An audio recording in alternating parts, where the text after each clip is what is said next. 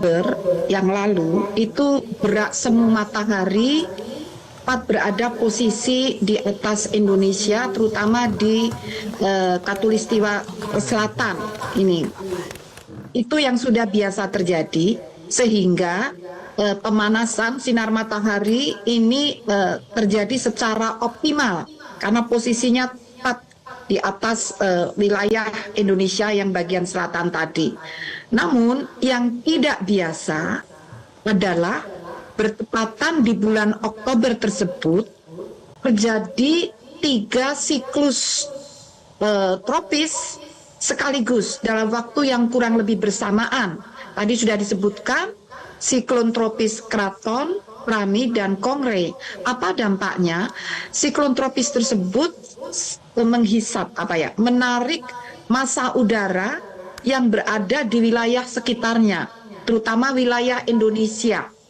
3 siklon tropis tersebut, sehingga massa udara yang diperlukan untuk pembentukan awan-awan hujan ini terhisap masuk ke arah terhisap ke pusat siklon, dan inilah yang mengakibatkan shield tutupan awan-awan hujan ini menjadi hilang, bukannya hilang, artinya sangat berkurang, sehingga pemanasan yang optimal tadi semakin terasa ke kita yang berada di wilayah Indonesia ini, terutama Katulistiwa ke selatan.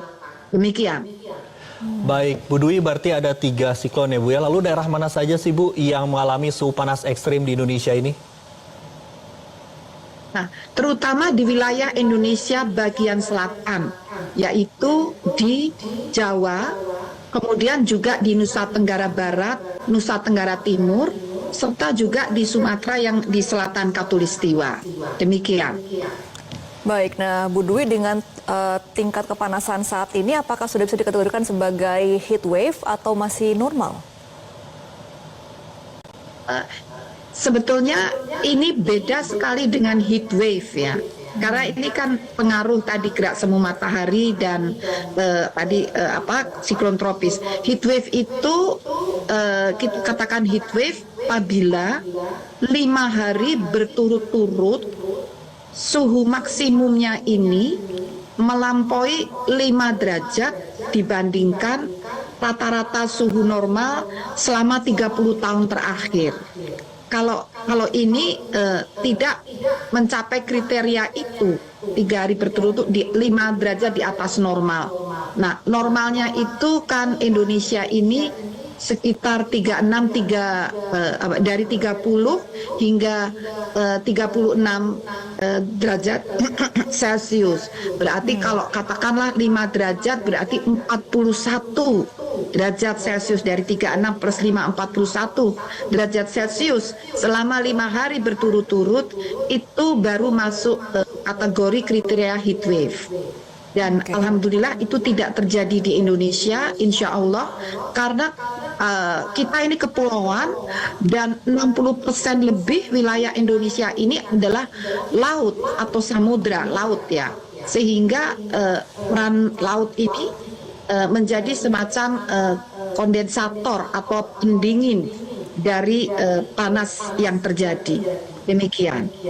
Bu Dwi, tim prediksi dan peringatan dini cuaca fenomena khusus BMKG yang bertugas di Jakarta menginformasikan bahwa dalam 24 jam terakhir suhu maksimum yang melebihi 37 hingga 37,8 derajat Celcius untuk data terakhir seperti ini, apakah masih akan terus terjadi Bu hingga beberapa hari ke depan di bulan awal November ini?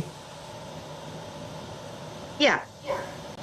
Biasanya itu terjadi di transisi ya, terutama di bulan Oktober karena gerak semu matahari. Namun dengan berjalannya waktu, katakan dari Oktober ke November, nah ini pembentukan awan-awan hujan akan kembali intensif lagi, terutama apabila 3 siklon tropis itu sudah menjauh dari wilayah Indonesia. Jadi insya Allah itu tidak akan terjadi dengan masuknya musim hujan, dengan pembentukan awan-awan hujan yang mulai intensif lagi dari pengaruh 3 siklon tropis, dan dengan gerak semu matahari akan bergerak kembali, bergeser. Saat ini berada di wilayah di atas wilayah Khatulistiwa bagian selatan, ini akan berangsur bergerak meninggalkan Khatulistiwa. Nah, jadi insya Allah akan menjadi suhu akan mereda, mulai turun, dan catat mulai tanggal 1-2 November ini sudah mulai ada tren menurun. Semoga dengan menjauhnya siklon tropis tadi kembali menjadi normal. Demikian. Oke. Prediksi benar-benar akan berakhir dan akan masuk ke musim penghujan nanti di Indonesia kira-kira kapan ya Bu Dwi? Apakah akan hilang juga untuk suhu panasnya ketika musim hujan akan datang? Iya, betul. Karena kenapa? Saat musim hujan datang, itu kan musim hujan itu kan berarti awan-awan hujan itu kan berkumpul